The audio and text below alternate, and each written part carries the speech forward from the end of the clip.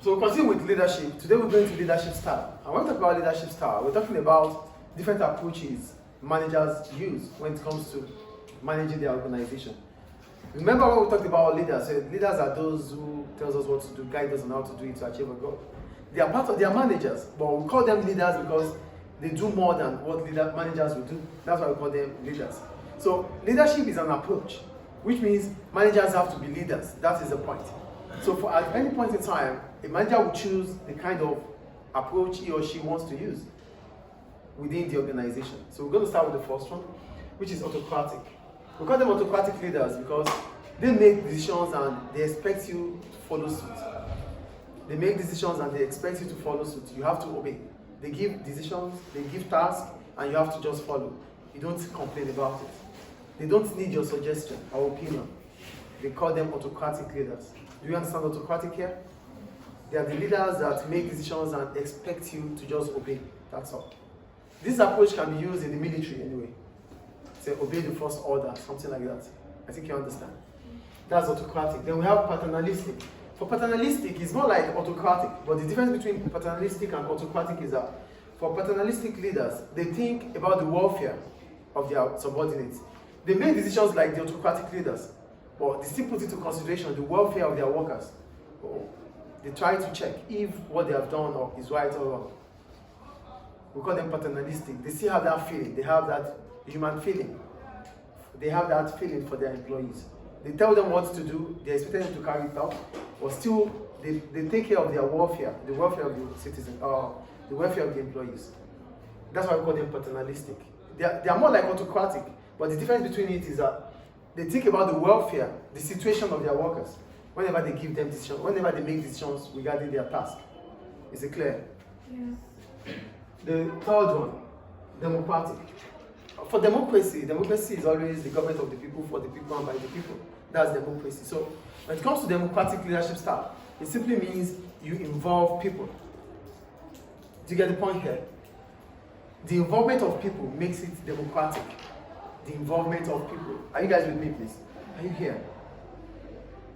So for democratic leadership style, this style of leadership encourages the involvement of people in decision making. Like I said earlier, it's about the people, the people, the people. So in as much as you involve them, then your approach is democratic. So for democratic, we have persuasive and consultative. Why do we call it persuasive? We call it persuasive because you make the decision, but you take time to convince people, to persuade them that the decision you made is for their own good. Not like autocratic or paternalistic here. For autocratic, you make your decision and that's all. You don't have to convince them about it. But if it is democratic, you could make the decision, but you take time to convince them that whatever decision they have made is for the good of the society or the organization. Do you understand why it is the persuasive democratic here? You persuade them, you make the decision, yes, but you still involve them by telling them why you have made that decision and why it is ideal to make that decision at that point in time. That's persuasive. Do we get it, please? And the other one is consultative. Here, the manager will still make the decision, but he seeks or she seeks opinion of the subordinates. So he or she consulted them, so to hear their views, to give opinions, to give ideas before the final decision is being made. The leader will still make the decision, but he or she has involved people to get ideas from them, to generate ideas, opinions from them. Do you understand the difference between persuasive and consultative? They are both democratic style because it involves people. But one is making the decision, then taking time to convince people about it. The other one is calling them, involve them before making the final decision. Is it clear? And the last one, okay, before I go into that one, so for democratic, there are different reasons why democratic style seems to be the best. One, there's continuous involvement of people in politics, and this style fits the trend. Whatever decision let's look at the country as a whole. This is a country. The government will make decisions, yes, but we have opinions, yes or no. A lot of people get involved into it. Oh, we don't want this, we want that. There are always statistics, there are always data, information, before government will finally say, okay, yes or no. So nowadays, people are involved in politics, in society, generally. So if it's happening in a country, then if it happens within the state or within the organization, it's not a bad thing. It means the companies are also following the trend. The point I'm making is that because these days people start involving themselves into politics. So why can't they get involved in decision making within the organization? If they can get involved in a country, then why can't it be possible within a company? So if it's possible within a company, it means they follow the trend. It's a trend because people now get involved.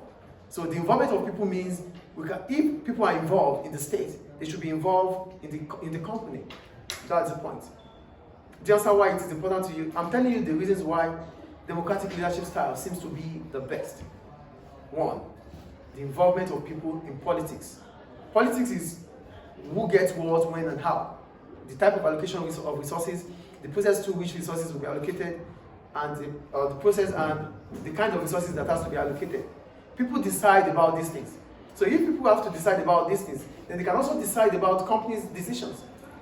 So that's why democratic style is important. Because without people involvement, then there's no democracy. So autocratic leadership style might not suit some workers.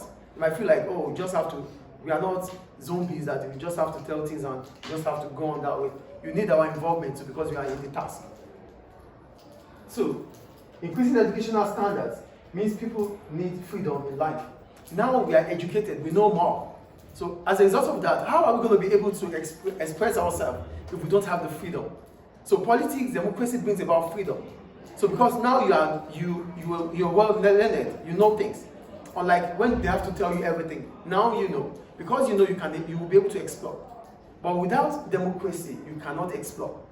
Because without democracy, you cannot have that freedom to express, freedom to move, freedom to work, freedom to do or to choose whatever you think is good for you. So because we need freedom, that means we need democracy, which is a democratic leadership style. Do you get the point here? So companies must ensure that workers have freedom to express themselves. That will not be possible with autocratic. It won't be possible with paternalistic. Because with autocratic or paternalistic, decisions are made. The only difference here is that you still think about the workers after all, but decisions are being made. But for democratic, you involve them. Even making that decision, you have to convince them about making the decision. Or you even involve them by generating views from them before you make the final decision. So for this to happen, it means freedom is occurring. But without that, there's no freedom. So democratic leadership style allows freedom. And freedom is important because that's the only way people can express themselves. Is it clear? And the last one, managers are able to tap into people's idea. Because I'm able to put them for consultative, we are able to gather here. You give your opinion, she gives her opinion, he gives his opinion, everybody gives opinion. From those opinions, I will be able to gather some ideas that could be useful going forward. But without consultation or persuasion, without consultation, you don't even know about their opinion, you don't know their strengths.